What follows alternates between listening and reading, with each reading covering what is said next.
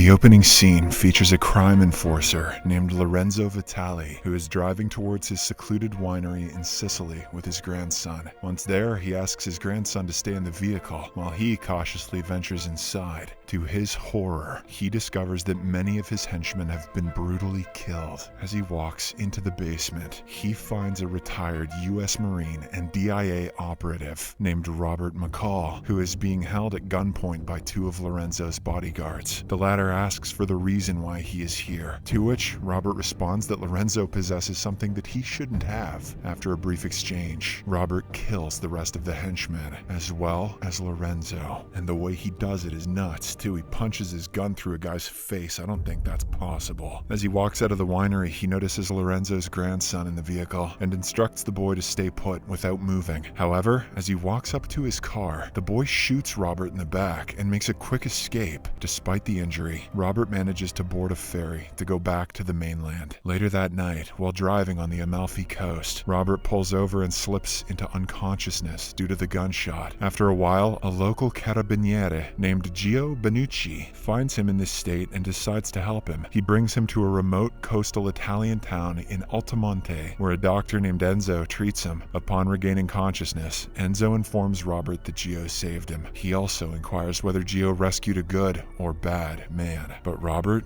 doesn't know how to respond. When he attempts to return home, Enzo intervenes, insisting that his wound requires time to heal and offers him a place to stay. Enzo takes care of Robert, and after 3 days of treatment, the latter begins to walk with the help of a cane. One day, he ventures outside to explore the town, hiding himself from the cops around the streets. He eventually ends up at a local cafe where he meets an owner and waitress named Amina. She serves him their best coffee, despite him having ordered a tea. You're goddamn right. Shortly after, Gio comes to the cafe on his regular visit with his daughter Gabby and meets Robert. While Amina entertains his daughter, Gio hands over Robert's car keys and clears that he hasn't checked his bags yet. Gio also mentions that he has parked Robert's car behind the station and can retrieve it whenever he feels better. In the next scene, Robert makes an anonymous call to the CIA Financial Operations Group and speaks to an agent named Emma Collins. He tips her off about the winery in Sicily and how it has been connected to the illegal drug trade, disguised as normal business transactions. After conveying this information, he renders the phone dysfunctional. On the other hand, Emma relays the information with other CIA operatives. Robert spends the next few days wandering around the town and eventually gets acquainted with the locals there. In the midst of this, he also learns about Camorra, an Italian mafia gang who harasses and threatens the town people over their earnings, demanding regular payments. In other words, they're bad guys. And Robert is a good guy. That's all you really need to know. One day, Robert notices a local seafood vendor named Angelo getting beaten up by a high-ranking Camorra member named Marco Quaranta. Before leaving, he threatens Angelo that he will come back next week to collect the money. Following this, the gangsters head to a large building where the leader of the Camorra, who is also Marco's brother, Vincent Quaranta, is trying to forcefully evacuate the premises. It turns out that Camorra is working on their grand plan, commercializing the town by building new hotels, resorts, and casinos. In one of the building rooms, an elderly man in a wheelchair refuses to comply with the gang. As a result, the gang members hang the old man from the window, leaving him to die. Just in case you didn't know they were the bad guys yet. On the other hand, Robert and Enzo share a pleasant dinner conversation, and Robert insists on helping him with his daily errands. The following morning, he goes to the market on behalf of Enzo and visits Angelo's shop. The kind-hearted Angelo refuses to accept payment for the groceries, stating that it's his honor that Enzo's friend has come over to his shop for the first time. Meanwhile, Emma and other CIA operatives, acting on Robert's tip-off, arrive at the winery to conduct their investigation. There, they uncover millions in cash, along with bags full of illegal narcotics hidden in a storeroom. Surprised that these activities were off their radar, Emma and her colleague Frank Conroy decide to go into the depth of the matter. On a rainy day, Enzo is examining Robert's wound when the latter asks him for the reason why he treated him without involving any ambulance or police. In response, Enzo reminds him of his first question that he asked about being a good or bad person and how he had no answers to it. He claims that his silence was indeed the sign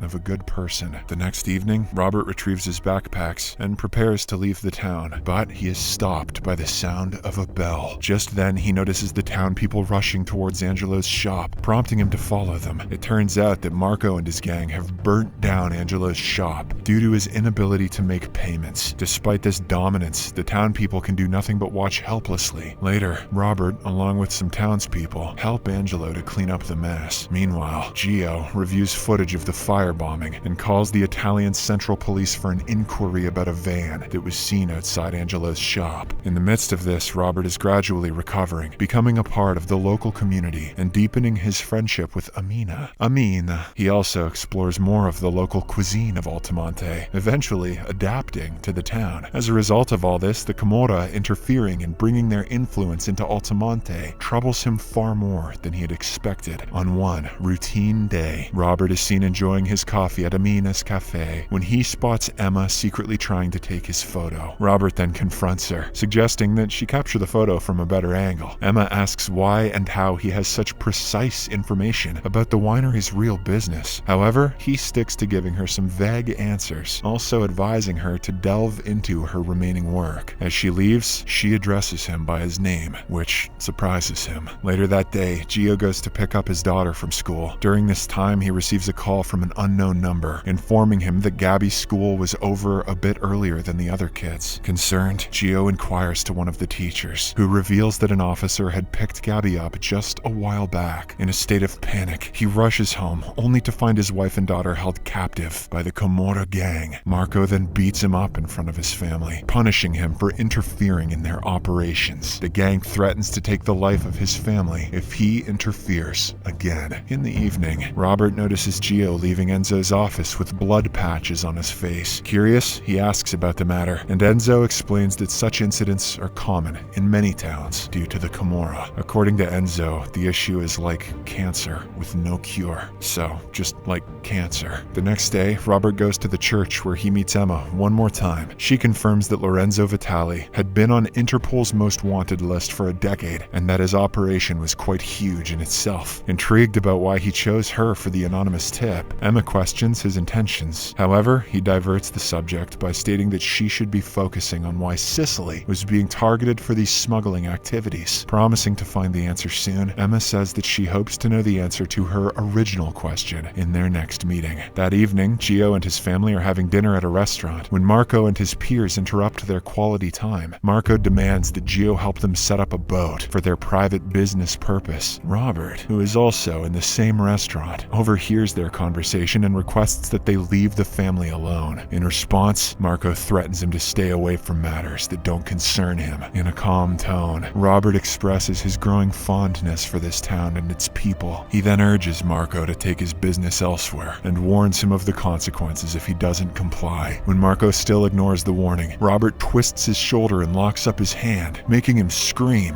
He says, "I'm pressing on your hibbledy-tibbledy nerve. The pain is gonna get real bad." He then orders Marco to leave his gun on the table and exit the restaurant with his men. After a while, the enraged Marco plans to go back in with his henchmen and kill Robert. But before they can go forward with their plan, Robert drives a van through two of his henchmen and starts fighting them. At one point, Marco holds him at knife point and threatens to take his life. Regardless, Robert retaliates by twisting Marco's hand and drives the knife through his neck, ultimately killing him, and he didn't even have to grab his hibbledy-bibbledy nerve. The following morning, Frank contacts Emma from Rome to let her know about the latest station bombing. It's revealed that the cash found earlier in the winery was also linked to a similar terrorist act. This makes Emma realize that the Camorra is directly funding terrorism by paying for smuggling drugs into Sicily. Furthermore, she speculates that Naples serves as the primary transit point for drug transpo and suspects the involvement of another team in Naples. Determined to unravel the entire chain, she begins her investigation by interviewing key members of the Camorra. For this, she also requests partnership and access with the head of Naples' police. Later on, we see the same police chief attending the funeral of Marco at Vincent's mansion. During this, he informs Vincent about the involvement of CIA officer Emma, who is investigating their illicit trades. Vincent, who is mourning his brother's death, becomes enraged by the statement and slices off the chief's hand. He then threatens the chief to focus on finding out the person behind Marco's death. After this, Vincent sends the police chief to the hospital with his severed hand preserved in an ice bucket. Elsewhere, Emma receives a call informing her about the police chief's predicament. Shortly after, she also gets a call from Robert, who tells her her about the Comora's involvement in the drug cartel, closely tied to the earlier station attack. Robert's call inadvertently saves Emma's life, preventing her from falling victim to Vincent's planned bomb attack on her car. In the aftermath, Emma is immediately rushed to the hospital for med assistance. There, she meets Frank and alerts him about the Camorra. Upon learning everything, Frank assures her that he will handle the remaining operation. That evening, Vincent takes Gio and his family as hostages and threatens to shoot them in front of the entire town if his brother's murderer doesn't show up. When Vincent doesn't receive any information, he shoots Gio's ear and threatens to end him with the next shot. Just then, Robert reveals himself to Vincent and asks him to let the captives go. He claims that he's ready to be taken away and tortured, but not in front of the townspeople. However, Vincent, who is as arrogant as his brother, refuses, asserting that the locals must witness the consequences against the Camorra. But before Vincent can kill him, the town people start recording the ordeal, causing the gangsters to retreat. The same night, Robert infiltrates Vincent's home and stealthily kills his bodyguards one by one. Vincent, who is asleep, is startled by a drop of blood on his forehead. The glass right above him suddenly shatters, but he narrowly manages to escape. He then grabs his gun and tries to contact his already deceased gang members. Shortly after, Robert approaches him and forces him to take a lethal dose of his own drugs. Vincent tries to run away from his mansion, but Robert follows him. Eventually, the gangster collapses on the cobbled road of Naples and ultimately succumbs to drug overdose. The next morning, Robert pays a visit to Emma at the hospital, who expresses her gratitude for saving her life. He drops a bag of cash on the floor and shares the story of a man named Greg Dyer, who had lost his pension in a cyber attack. This makes her realize that Robert had followed the trail of the attack to the winery, killed Lorenzo and his henchmen, and retrieved the exact cash that was owed to Greg. Curious, she asks if Robert and Dyer are friends, to which he clarifies that they have only met once. In the next scene, Emma goes to Boston in order to deliver the lifetime earnings to Greg and his wife. Greg asks about the identity of the generous benefactor and wonders why someone would go to such lengths for a stranger. However, Emma replies that she would love to know the reason as well. After she departs, Greg happily asks his wife to unpack everything because they don't have to sacrifice their house anymore. One day, at the CIA headquarters in Langley, Virginia, Frank hands Emma a package containing a diary and a note from Robert. Much to her surprise, it's her mother's diary. As she connects the dots, she learns that Robert is none other than a friend of her parents from the CIA. In the final scene, the residents of Altamonte are seen celebrating their victory in a football match. Robert also participates in the celebration with some borderline cringe but still badass dance moves as one